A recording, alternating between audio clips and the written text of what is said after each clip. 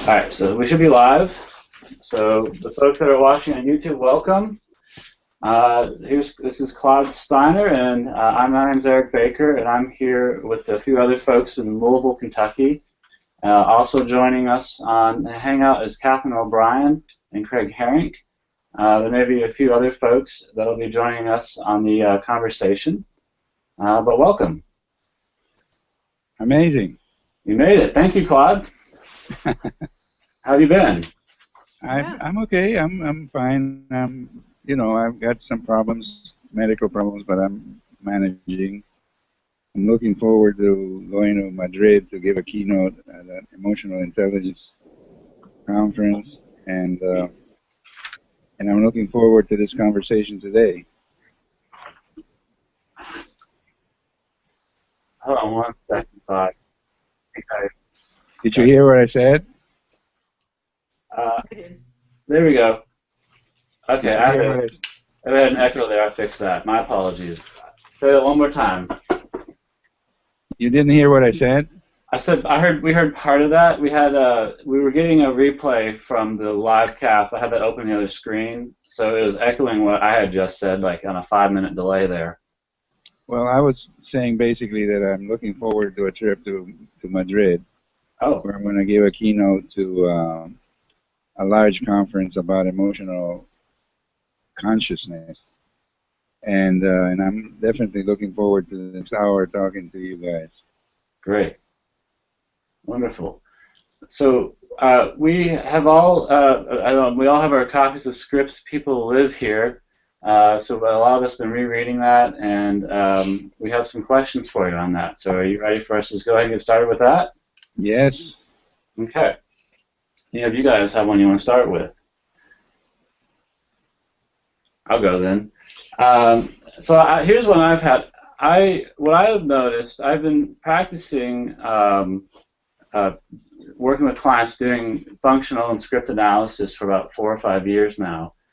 And one thing I've noticed, I feel like I've found a pattern when I do the script matrix. I've noticed that a lot of borderlines, clients with borderline traits or even a diagnosis of the personality disorder, they will have very few counter-script or parental counter-injunctions, but will oftentimes have a lot of parental injunctions on them. And then with narcissists, it's the flip of that. They often have a lot of counter-injunctions, but very few injunctions. And I wonder if that's a pattern you've noticed, or is that common, or am I maybe paying attention to something that doesn't really exist, or what are your thoughts on that? Well, to tell you the truth, the whole question of the script matrix and the different diagnoses that are ascribed to people and so on is a rather arcane subject as far as I'm concerned. Okay. I don't really understand the concept of the borderline personality. I don't know what it's. In other words, as you said, most of the things you said to me there in the last few seconds seem very arcane to me. You understand what I'm trying to say? Don't get caught up in the diagnosis stuff. Well, diagnostic categories, specific script matrices, injunctions and counter-injunctions. These are all things that I don't really talk about very much with my clients. Okay. I have that's like 40 years ago is what it is as far as I'm concerned. And now when I speak about scripts to people, I'm much more concentrated on their everyday behavior and how it repeats itself over and over in some kind of destructive way, and how to interrupt those patterns. That's, to me, script analysis is all about. And to tell you the truth, I haven't done a script matrix in a long time. I haven't done a script checklist in a long time, which is not to say that you shouldn't, but I'm just not there. That's not where I am. Okay. Right now. you know, I used to be I used to administer tests and write out diagnoses, but I haven't done something like that for years. I don't see people in that kind of framework. The way I see people is, are they having a satisfactory life, and in what way are they preventing themselves and or others are other than from being, you know, fully express human beings. Mm-hmm. And that is almost always a question of script. In other words, we're born with a huge capacity for a huge number of possibilities, and we don't get to express those because of our scripts. And my idea of what a transactional analyst does is analyze the transactions that create the problem of not being a human being. And that is script, is all about script. But it's not all about diagnoses, it's not all about script matrices. It's about transactions. I hope I haven't stunned you to complete silence for the rest of the hour. No, I'm listening. No, yeah, that blows away all my other questions.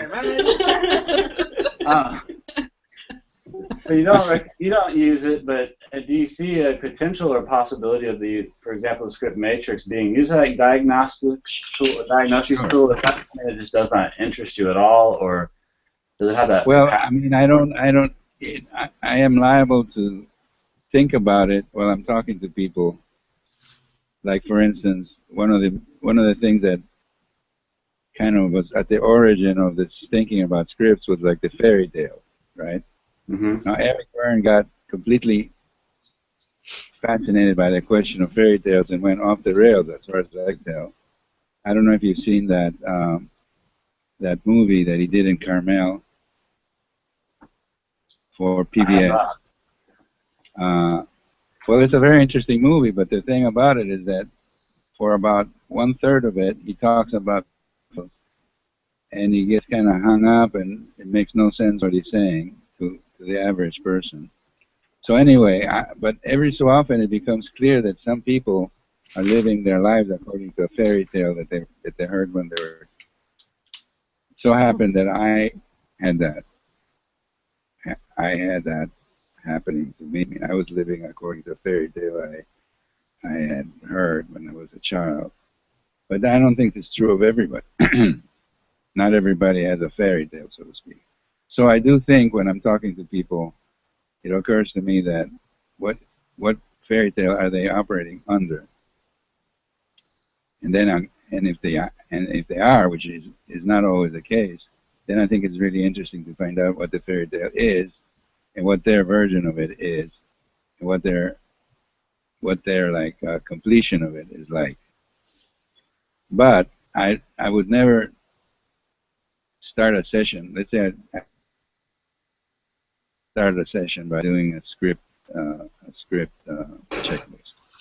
I would start a session by talking about their lives and what repetitive pattern are they engaged in, and what is preventing them from being full human beings. Do you mind me asking what your fairy tale is? My fairy tale? Uh-huh. Well, I thought I was Moses. And I was going to lead the people to the promised land, but I was going to die short of it. Okay. And in the process of being Moses, I was going to be betrayed. And so for years and years and years, I thought of myself as a kind of a hapless leader who was eventually going to be frustrated in the purpose of accomplishing the promised land. For people who were following me, in other words, it was a pretty grandiose fantasy. And you know, and over the years, I repeated the pattern several times of being betrayed, between quotes, because people were just being themselves; they weren't betraying me. But I saw it as a betrayal. I finally realized that that was not where it was at. But interestingly enough, the betrayal theme still exists in my awareness sometimes. Is that a answer? Yes, thank you. I appreciate that. So anyway, I've had to deal with that, with those issues all of my life, and I think I've dealt with them pretty well. I'm not being betrayed anymore by anybody. On the contrary, I feel very much honored by people's interest in what I have to say, and if somebody's not interested in what I have to say, that's okay. That's okay as well. Which is the case in TA, by the way. I don't think people in TA, the hierarchy, the TA hierarchy, is not interested in my point of view particularly. Not my present one. People are willing to consider the old ideas, but not the new ones. But that's okay.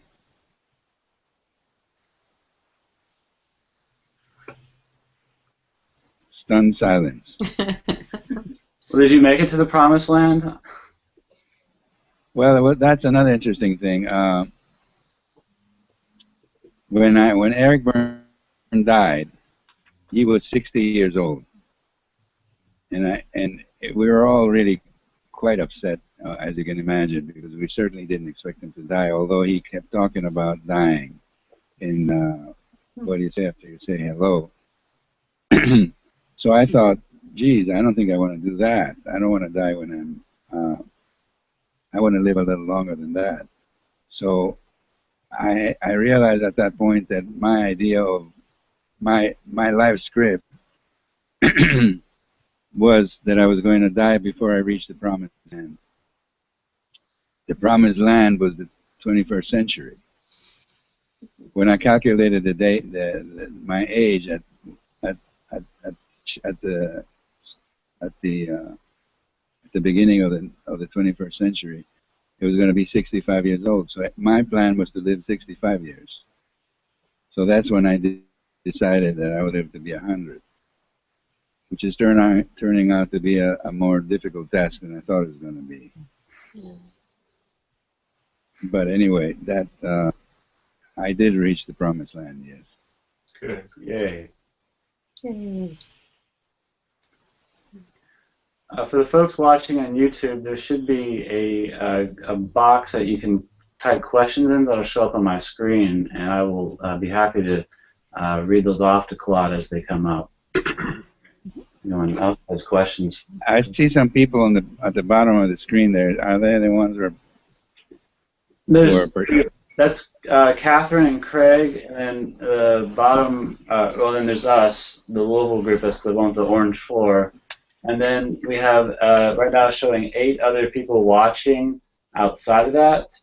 And then this will also be recorded and promoted on USATA's website for people to watch later. Wow. Submit questions and that kind of stuff. I had no idea it was going to be broadcast that wide. So, is that okay with you? Sure. No problem. Okay. We can not do that if you need us to. It's okay. Okay. Might as well. Eric and Claude, this is Craig. I have a question. Can you hear me? Yes. I can hear you. Where are you? I'm in just outside of Louisville. I'm in Kentucky. So Claude, thank you. Do you then approach the session and your clients more like the Gouldings, looking at because I've worked with Van for a long time doing redecision work. Right. Is that then what you focus on, is help them find that unwanted familiar pattern and then get into what's happening that keeps it repeating? Right. That's the idea. You talk to the person about what it is that first of all they're there for a reason. You know, there's something that's bothering them. If they're in therapy. Yeah. So if you discuss with them what it is that they do, it's happened to them, and you begin to realize that there's certain things that they do repeatedly. then you can start investigating the cause of, what is the origin of that behavior. And it usually starts in childhood. And very often you can remember a decision that you made. I don't think it's always the case, by the way, and I think that may be the problem. Some of the decision ideas is that people don't make decisions as clearly as Eric thought they did. Both Eric and I thought that people come up to a certain point in their life and they make a decision, clear-cut, very crisp decision, but that's not always true. Mm-hmm.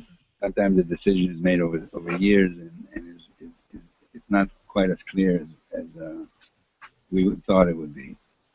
But the point is that certain patterns get solidified and become guidelines for behavior that are very restrictive and destructive sometimes. So I don't know if I answered your question. Well, yes, I think you start out, it sounds like you start out a lot like how the Gouldings did to help people. Probably. Thank you. You're welcome.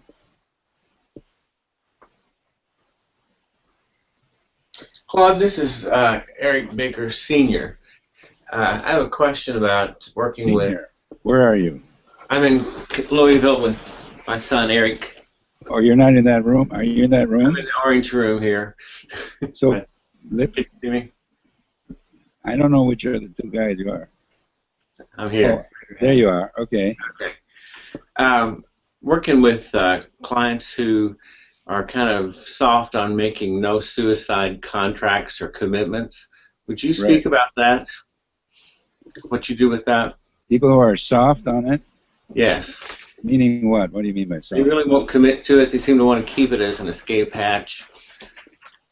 Well, I think it's very important if they're really suicidal to insist. I mean, I don't know that I was the first person, probably certainly the first psychologist, but probably the first practitioner that insisted on making a suicide contract with people. The reason was because Ken Everts, who was one of my colleagues at the time, had 2 suicides happening to him within the period of 3 months. They were just devastating. Mm-hmm. And I thought, I don't want that to happen to me, especially since I was only a psychologist. He was a psychiatrist, but I was a mere psychologist, and I couldn't afford to have that kind of a thing happen to me. So I would approach it with people who were suicidal. I would say, look, you're suicidal, you're thinking of killing yourself. I don't want you to kill yourself while I'm working with you. That would be too difficult for me, and I don't want to work with you unless you promise that you will not kill yourself. And if they didn't want to make the promise, which never, by the way, happened. I mean, it might have taken several sessions, but eventually I would get an agreement. And no one ever killed themselves while I was working with them. Okay. So it's something that's, to me, is a requirement. If somebody is suicidal, I find out how they would do it, because if you're suicidal, you usually have a plan. Mm-hmm. And if there's a gun involved, I would insist that they bring the gun. If there was drugs involved, I would insist that they bring me the drugs.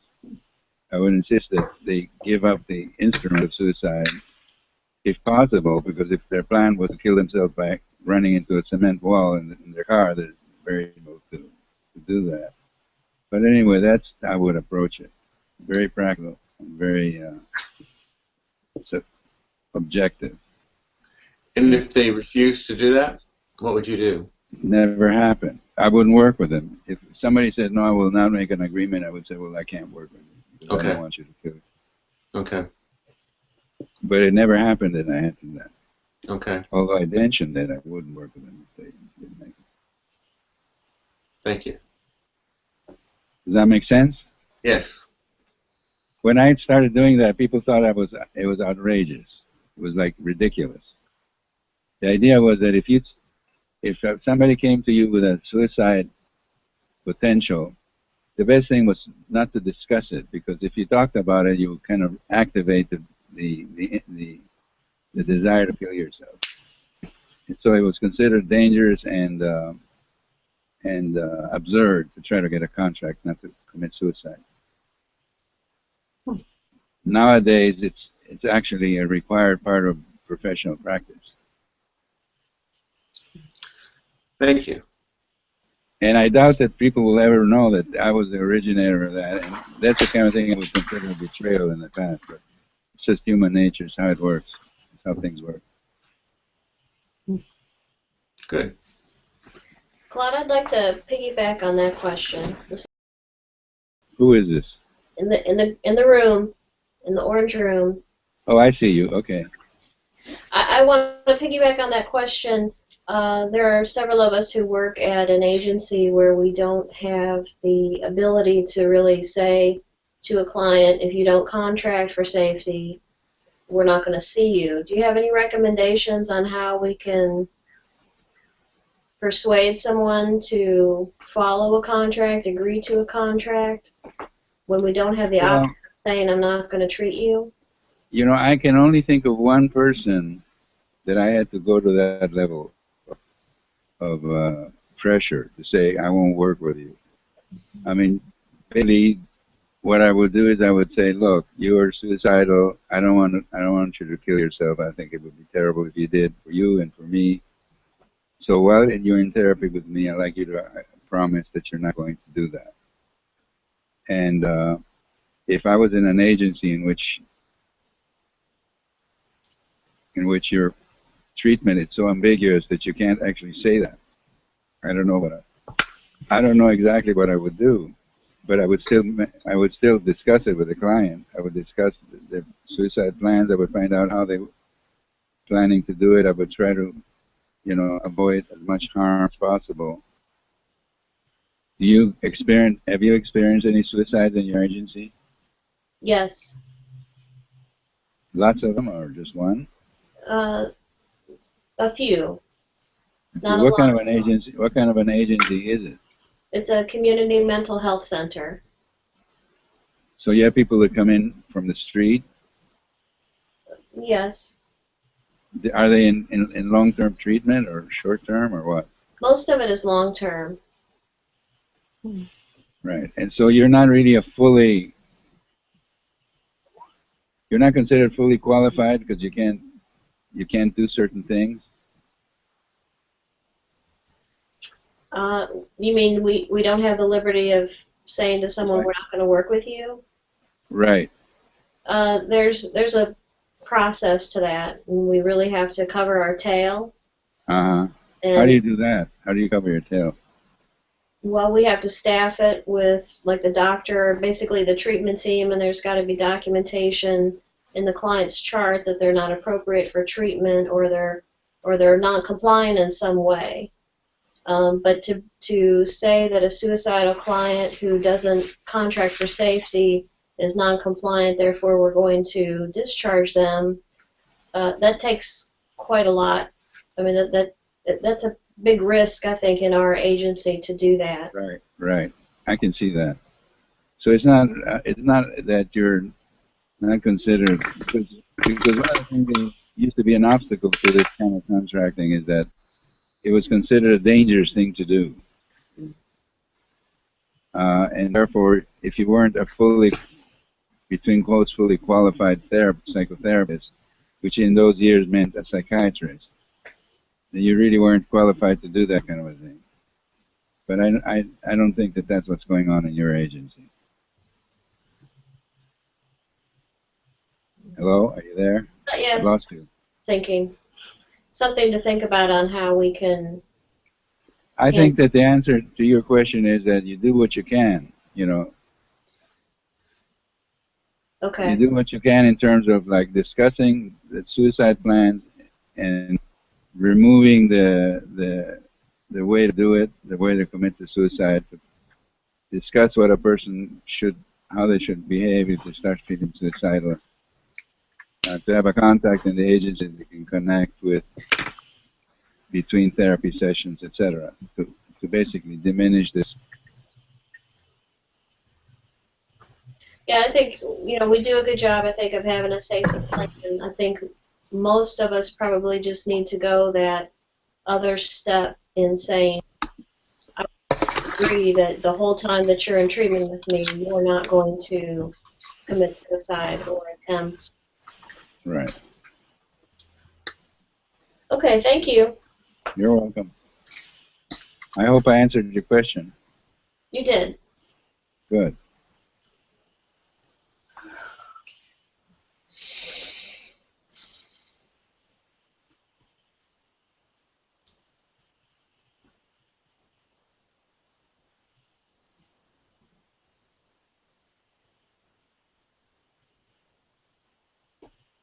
Yeah, I don't really have a question. It's more comment. Go for it. Claude, this is Tia. Can you see me? Yep. Okay, hi.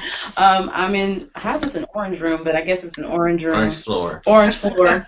Okay. I don't really have any questions, just more so comments. One, thank Good. you. Thank you for kind of validating the experience I've had with the fairy tale. Yeah.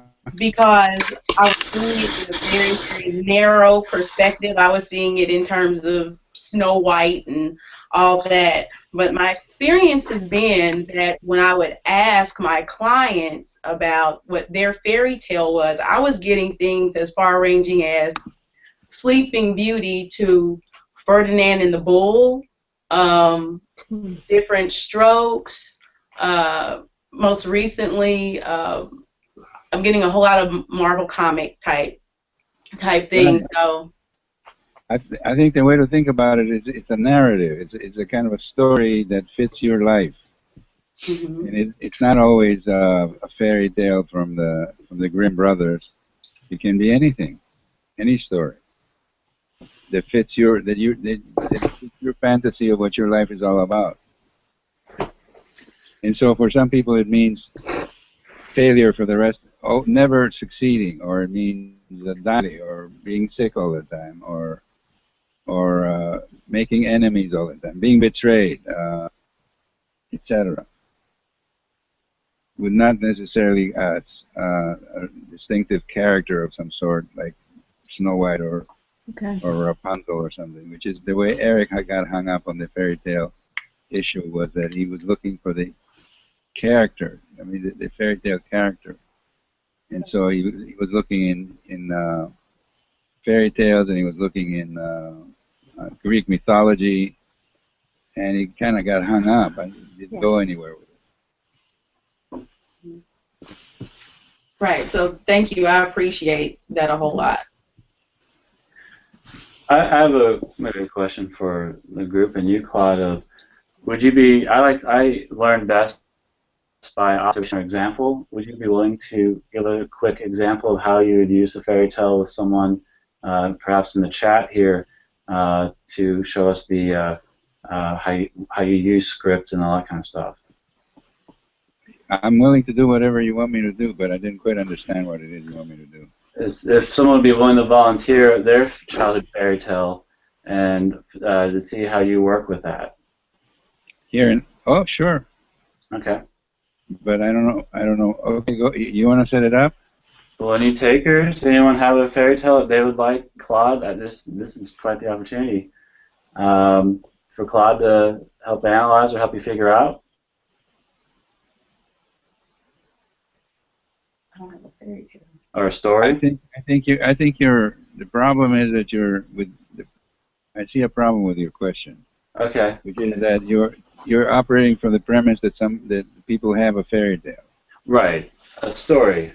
So it's more like, is there a narrative to your life that you'd like to talk about? Is there a narrative to your life? Okay.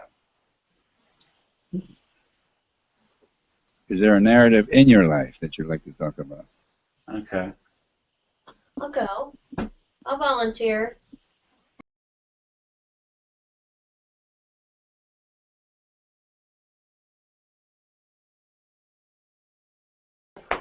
So where do you want me to start? Well, what's your life like? What It's good More now. specifically, if you're willing to talk about it, what's wrong with your life? Oh boy. How much time do you have? Well, having been in Van's TA training, this is what I've come up with. I'm an only child, spent a lot of time throughout my life alone, in my childhood and my adulthood, and in trying to figure out what in the true sense of a fairy tale, was when I was younger. I couldn't really come up with a fairy tale, but there was a book when I was in elementary school that I read over and over, and it was called The Boxcar Children. And what I remember of it is that there were a group of children that didn't seem to really belong to a family, except for each other. And they lived in this empty boxcar, and they just kind of survived on their own.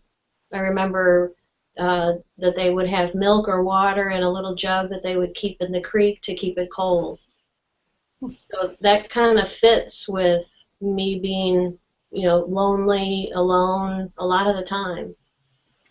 Right. That's a perfect example of how you can have a script that is not based on a fairy tale, but it's based on a book that has like themes that come from a book that you read as a child over and over again, in a situation in which evidently your parents,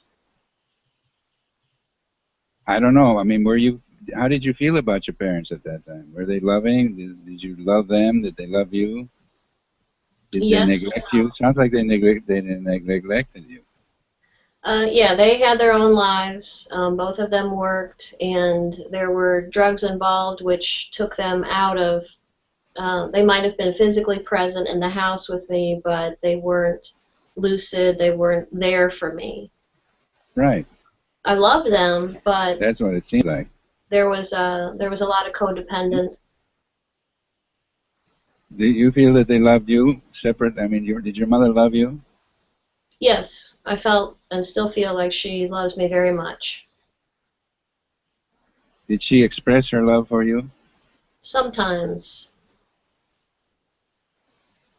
Because that's a situation that I'm familiar with. My mother loved me, but she never said so. Mm-hmm.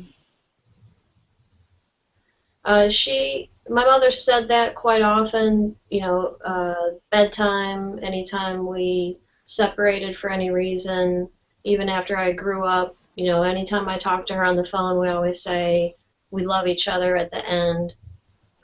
She was semi-affectionate at times, but she was also one who used silence and cold shoulder techniques when she was angry, whether it was at me or anybody else. My stepfather, she would get very silent and just kind of push everybody away, which I find myself doing as well. Well, I mean, this way in which people say "I love you" at the end of a conversation can be a great cover-up for incapacity to actually say "I love you." In other words, you can't say it unless it's at the end of a conversation. Mm-hmm. In fact, it'd be impossible for you to say it unless there was a formal reason for it. Mm-hmm. How about your dad? Which one? Oh, you had several. I had two, my biological father and my stepfather. Did you ever live with your biological father? No, and I'm very glad I didn't. So your mother was an unwed mother? They divorced when I was 1, and he moved to a different state when I was 5 or 6. Did you know him? Did you eventually know him? When I was growing up, not so much. He would call maybe on my birthday or Christmas, and he was usually drunk. But when I got older, I had some visits with him. He lived in Florida, so it wasn't just the next state away. I didn't see him that often, but we kind of reconciled and healed before he died. So was he an alcoholic? Yes. Did you say yes? Yes. That seems to be an issue for you, that with an alcoholic. Yes, it is. You want to talk about it?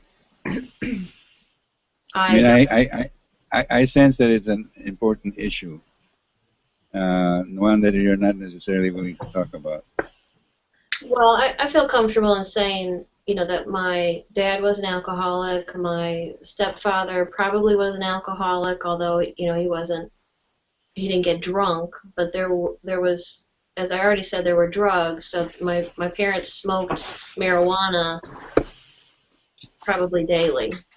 So they were incapacitated.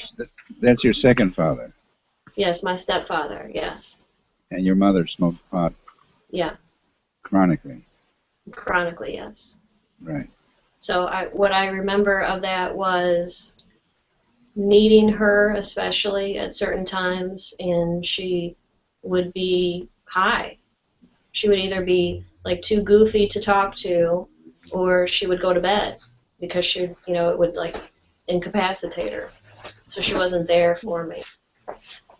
And do you have issues with drugs?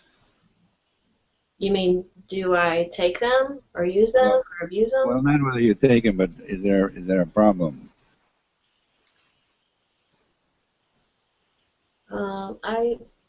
I think my problem is that if my husband started having a problem, if I felt like he was drinking too much, or if ever he started using drugs, then that would be a problem, because I don't want to have that kind of relationship. Right. So do you think that you're especially intolerant of drugs at the moment? No. Because your issue seems to be loneliness, isn't that what you said? Yes. Well, so it was. I mean, now that I'm married, I don't feel lonely. So it's not an issue anymore? Yeah, no, I don't think it is. But it has been for most of my life. Well, do you feel that you've resolved your script in some way so that it's not an issue anymore? I mean, am I right in thinking that your issue until recently, or until you did something about it, was loneliness? Yeah, I feel like I have finally, in the last 5 or 6 years, come to terms with that and have changed. And, you know, being in the TA training has helped, going to therapy has helped, maturing has helped. Yeah, so I feel like I can't say that it's completely gone. Well, scripts are never completely gone. If you ever fall back into some kind of a difficult time, it'd probably be about loneliness. But that doesn't mean that it has to restrict. I mean, but it sounds to me like you've done some good work, and you're no longer operating under that stricture, under the whatever, because you become lonely, and then you start behaving certain ways that are governed by either attributions or injunctions. Things that you can't do, things that you're not allowed to do, which are the injunctions. And attributions, which are ways in which you're supposed to be. And so you must have kind of resolved some of those behaviors, so you no longer have that issue. Yes, I have. Well, congratulations. Thank you. And what would you attribute this change to? The therapy with Van, or the training, or what? Eric Baker. Eric Baker, how did he do it? How do I do? Your magic. Yeah. No, when I met him, he was very inspiring to me and told me about TA and got me involved in that training. And that really, I had been in therapy before, you know, a long time ago, but connecting all the dots with TA and then meeting other people and getting back into therapy for a while with the knowledge and somebody who I felt like knew what she was doing, along with some EMDR, I think that really helped. And getting to a different stage in my life. Well, great. Eric is a kind of a cool guy. Yeah. Jeez, thanks, guys. Yeah, Warm fuzzies. yeah. Well, that's great. That's a great story. I mean, that's a great script uh, sketch of a script, and you know the solution was not magic, was it? No, But you said magic. Why did you say that? I was just being funny. Well, but you must have thought there was an element of magic in it, or you wouldn't have thought about it that way. Well, I guess it took me by surprise. I see. And what, in particular, what took you by surprise? Now I'm trying to learn something from this.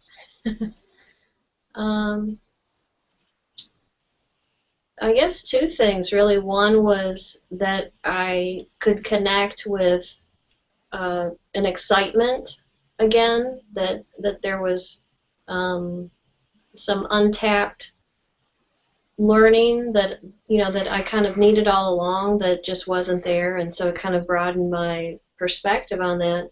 And the other, And what was it? Was that TA? yeah, yes. And what about TA was key? Oh, I'm trying to remember the first one I attended was TA 101, and I don't remember exactly. There was so much crammed into that day. I think it was just like the general overview that Van gave that was so mind blowing and made so much sense to my life. Right. This is such a common thing that I hear. I'm very interested in what it is that turns people on, you know, like that. Mm-hmm. And it's such a common experience that people say that they were kind of like wandering around, not knowing what the hell to do about themselves, and then somebody told them about TA, and they just kind of opened things up, you know, almost magically. Yeah. And what was it about it? Was it the ego stage? Was it the games? Can you specify? The ego states really made sense to me. I think the drivers and now I've kind of lost the terminology because I haven't been studying TA in the last couple of years, but everything that kind of goes into the script. Van just kept asking me questions that in the end were like all interconnected and really made sense to me. And I mean, I've been a therapist for a while, so I could go back to my life and understand that what the messages were that I got from my parents and why then I was acting and behaving the way I was in my life. But when he presented that, it connected everything. And I guess too, there was a validation. That was a big thing too. It's like, oh my God, it's not just in my head. This happens to people, and I'm not the only one. Well, that's great. Thanks. I'm very interested in what it is about transactional analysis that kind of flips that switch for so many people, because it's happening all over the world. I mean, people write me from Iran, people write me from China, how TA suddenly changed their lives, and it seems magical sometimes. And people who hear about it tend to poo-poo it, but it's actually really true. Yeah. And I think that the bottom line of this whole system has got to do with something that Eric talked about all the time, which is to give people an option to be themselves, to be completely themselves. To live every day in a kind of a conscious manner.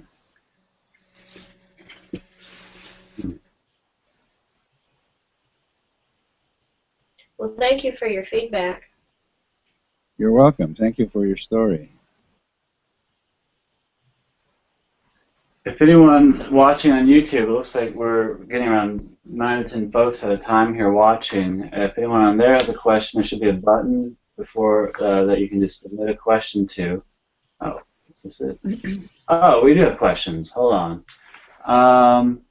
Eric, I have a request. Catherine, if you go onto your screen, there's a menu at the top with a microphone icon, and it'll put it on mute. And that the screens keep flipping back and forth because the system tracks the sound. If you put it on mute, it won't keep flipping. That makes sense? Thank you. Okay, thanks. All right, I need to stand up to read this question. It don't have a name here. It says, Claude, who do you see as the ITAA hierarchy these days who do not want to hear your ideas? Maybe this is more of a private question. So what's the question again? It says, who do you see as the ITAA hierarchy who do not want to hear your ideas? And it said maybe it's a private question. If you want to answer that privately, you're welcome to do that. No, it's okay. I mean, I think it's interesting. I don't know. It's a complicated thing because when I actually confront people with that their lack of it, the way it happens with me is that people say, "Oh, Claude, you're great. You're wonderful. You wrote Scripts People Live and Radical Psychiatry and all that stuff."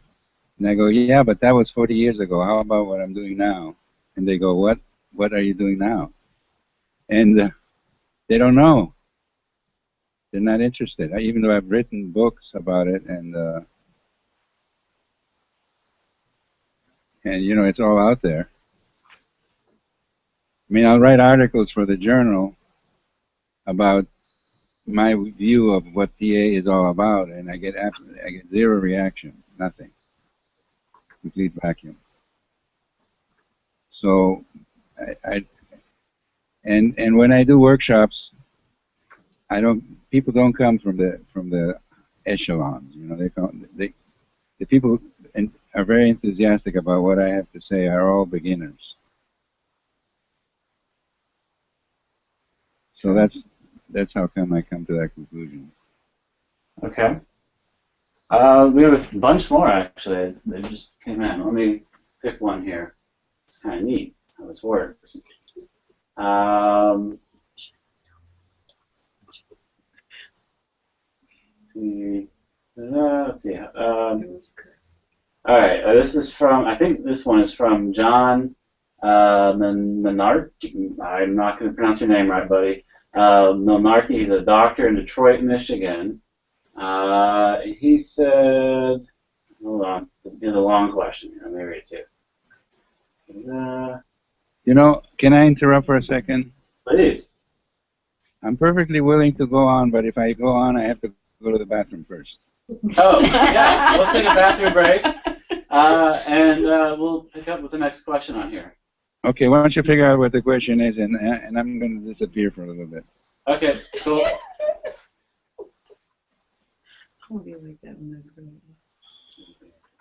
Just say it.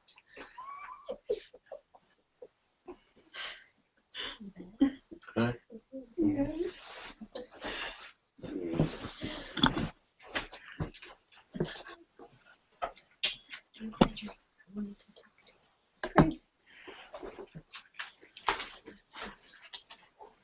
You sent me your resume. Hey, Eric, this is Craig, and I've got a question if you have time, or we have time for some as well. Okay, I see Lucy's popping in on here. Cool, yeah, we'll go as long as Claude's up for going. Your phone there, Craig? No. Or Claude, maybe. Stories of I don't get my mother to link to this.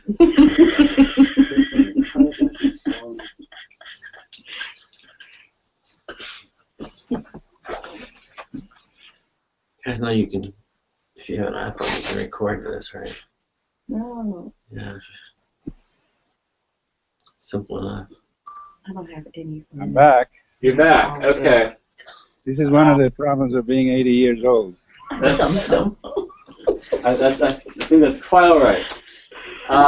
Craig's got a question I'll ask in a minute. Let me read one from one of the folks that haven't submitted one yet. Let's see. Now, you talked about this last time with us, but we don't have that as public. This one's from Julia Griffin Turner. Hey, Julia, I remember you from the retreat. She's a neat lady. She said, you speak about critical parent as being an internal oppressor. Call it the pig parent and imply we need to get rid of it. Are there any pieces of critical parent that are helpful in one's personal growth? That's from Julia. The short answer is no. There's no aspect of the critical parent that's helpful to people who want to be free of to be themselves, to be all that they can be. I mean, it's a very useful way of getting other people to do what you want them to do, but it's not. But that's not what we want to. That's not the kind of life I'm interested in. You know, for me, it was a political decision to assert conclusively and without any question that the critical parent is of no use whatsoever, and that it should be eliminated, and that it doesn't really do any good except as it helps us control other people, which we really don't want to be doing. Okay. Did I answer the question? I believe you answered the question. No, you can't tell whether the person who asked the question is satisfied with the answer, can you? They could reply. They could certainly, if they're watching this and heard you, they could say, "I don't buy it, Claude," or they could say, "Yeah, thank you." But they have to write. But they have to write it down, right? They have to submit it over this little program on Google, I think it is, and it pops up on this little bar here. I'm quite tickled by this. It's kind of neat. They can't do it by voice. They can't do it by voice. Yeah, that would be really cool. Maybe one day. Okay, let's see. Here's one. Here's another one. Well, let me ask. I'm very interested in making sure that when I give an answer, it actually answers the question. So, since we can't really contact the person who asked the question, does anybody in the room have anything to say about that? Is it clear? I'm mostly interested in being clear. You don't have to agree with me, but I'd like to know that I made myself clear. That's clear. We discussed that once before, and that made a lot of sense when we discussed that before. I think it makes total sense. Good. In other words, I'm thinking that we're entering a new phase of human life, and it's a phase in which we don't need to be oppressed by other people. Right. And the only way we're going to get out of the trouble we're in, which is huge, globally and nationally, is to stop taking advantage of each other and to basically reach some level of democratic interaction, which is enduring and satisfactory.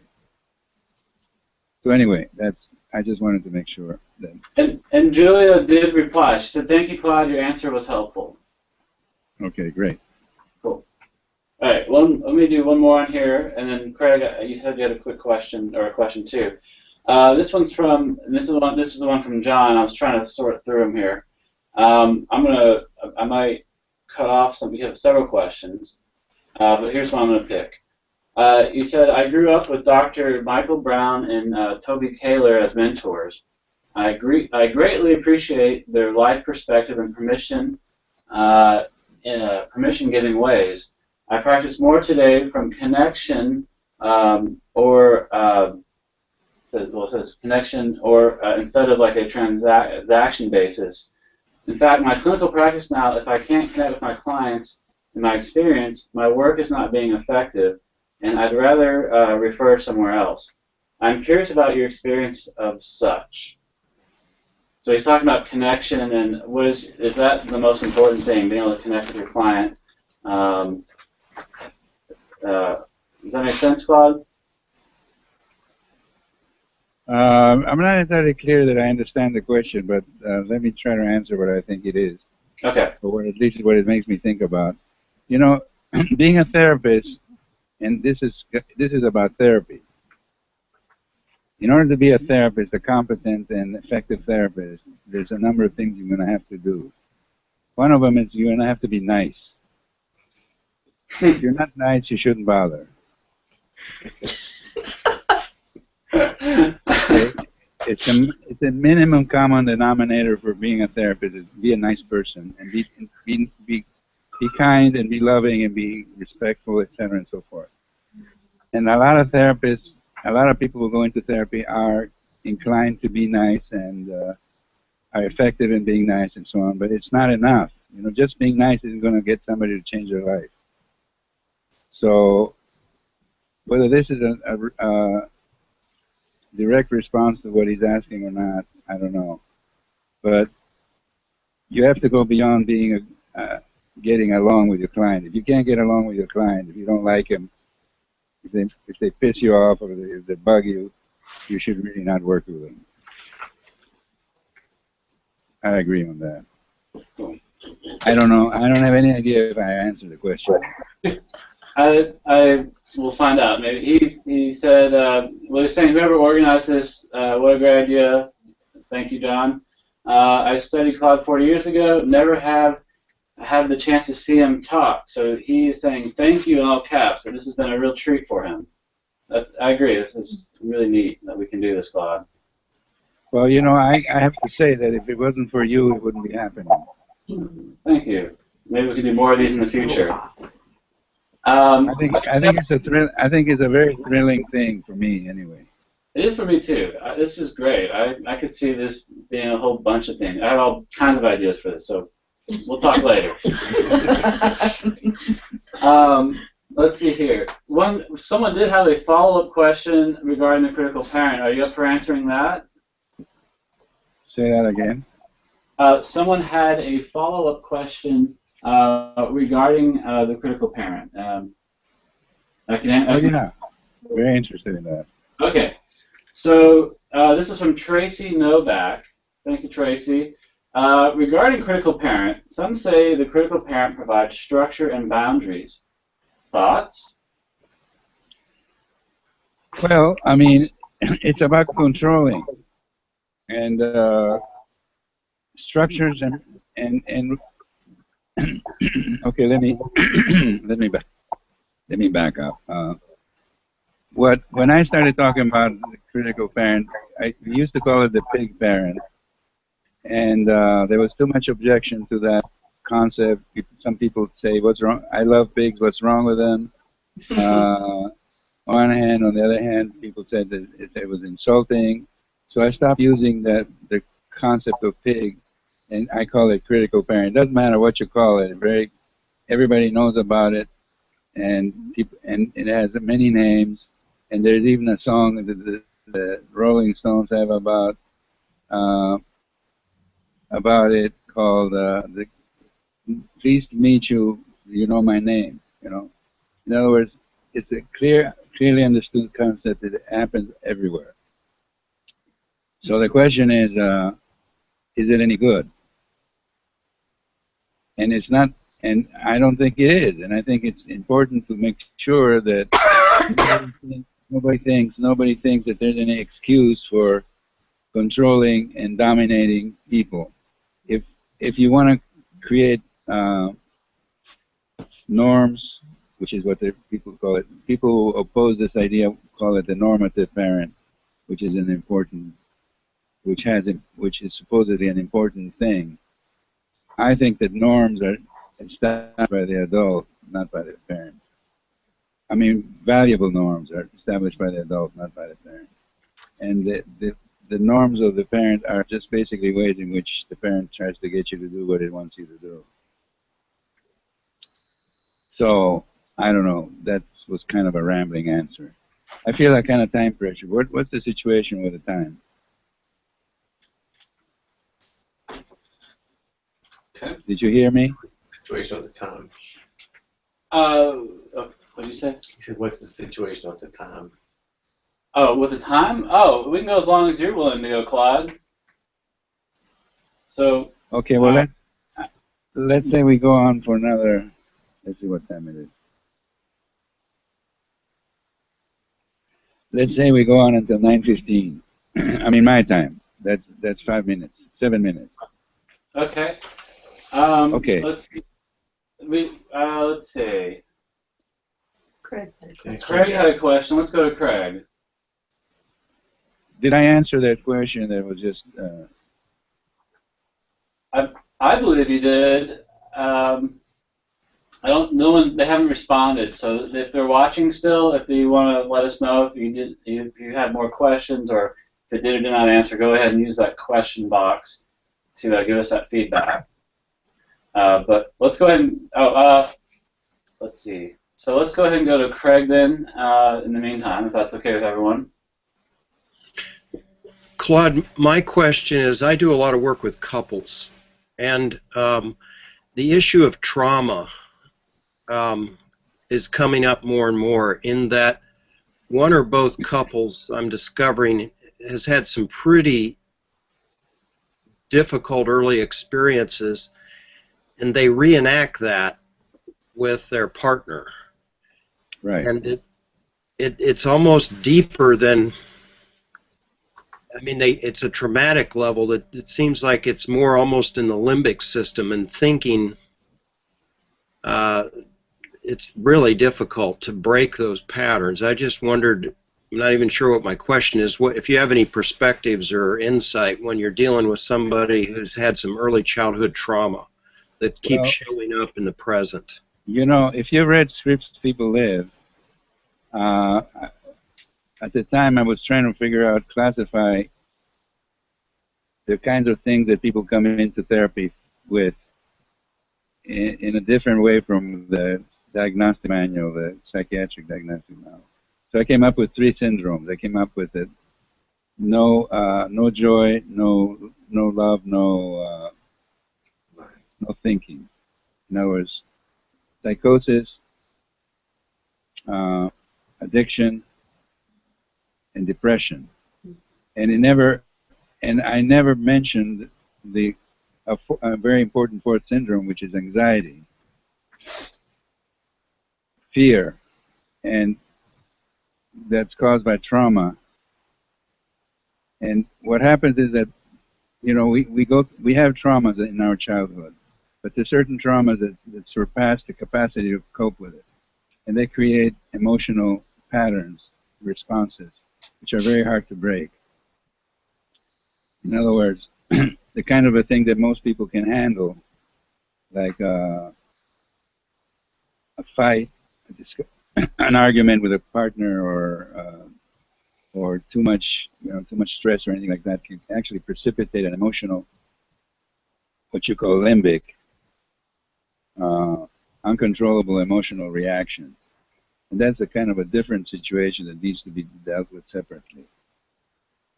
How to deal with the fact that some people react to certain memories or certain occurrences with a violent emotional response that has nothing to do with thinking, it has to do with basically biochemical disruption. So that's a partial answer to your question. When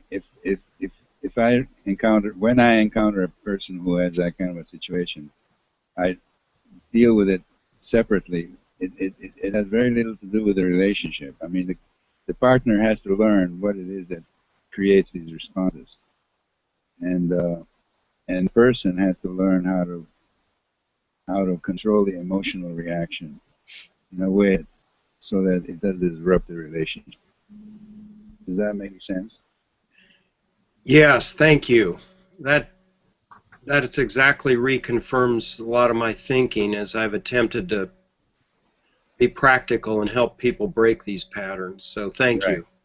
Right. It's a very important omission. I think for some reason the people in TA, including myself at the time, were not acquainted with anxiety and the syndromes of fear that people suffer from.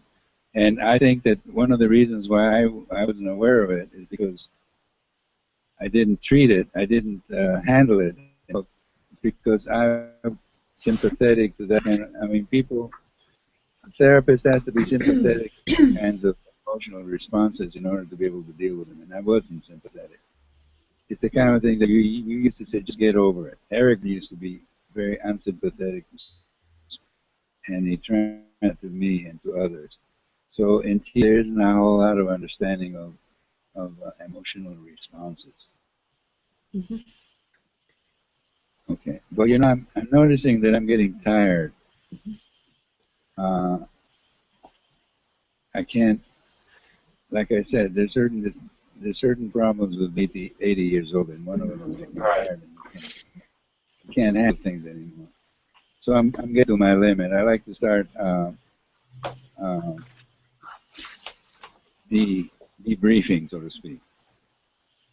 Okay. How about some strokes for me? Claude, this is Catherine. I want to give you a stroke. You've said a few things that resonated with me. One is I'm very interested in getting the message of TA to those people who, as you said, it flips a switch for them. I'm much less interested in trying to impact my fellow therapists. They seem to be pretty entrenched in their way of TA, and their way is right, and they don't really want to hear anything from me, which is fine. It's okay. But I'm really intrigued and interested in perhaps, Eric, even the next Google Hangout, we market it to regular people and not just therapists, because it's the regular people that hear this message and they're excited, they're energized, they say, tell me more about it. And I think that's, you know what, I'm all about of re-energizing the message of TA for the common person. I think that USATAA needs more regular people in the membership, which means more educators, more business people, more people who see TA as the practical, really usable set and philosophy that says, I'm okay, so are you, let's see if we can negotiate a good deal here so that we all win. And a lot less emphasis. I get your point. Go ahead, Claude. I think this is a trend in TA anyway. More and more, less and less therapists, and more people from counseling, from education, from enterprise, and which is, I think it's a good trend, although it wasn't really intended. I mean, TA was supposed to be a psychotherapy issue, but it's becoming much more than that, worldwide. I mean, therapy is a luxury that is right. People can. I don't see that at USATAA. No, because that's right. Psychotherapy is a luxury, and very few people can afford it. And we are on the upper end of the scale of most people are not capable of affording a psychotherapy situation. Claude, yeah. Thank you for making TA so accessible and understandable. You're welcome. I'll give you a stroke, Claude. I'll stand on the camera. I really appreciate your patience and willingness to do this. It's it's our third time trying to do the Hangout, and I think it's been a awesome experience for us today. And I really appreciate you doing this with us. It means a lot to me. It means I am very touched by just your genuine care and compassion in this, and willingness to do that. I've been blown away by that. So, Claude, thank you so much. You mean a lot to me because of that. So, thank you. You're welcome, and I really appreciate that you actually set it up, and it's a thrill for me as well. By the way, I look forward to the next opportunity. Great. Okay, my friends. Nice talking to you. We'll see you again in the future. Thanks, Claude. Okay, bye. Bye. Bye. All right, for everyone watching, thanks for watching. If you want to learn more about other events, USATA .org, I hope that's right, or is it .com? I think it's .org. It's on the web. It's on the YouTube link. They said they would advertise or promote these other events in the future. So stay tuned. Thanks, everyone. Thanks, Eric. Take care. Bye-bye.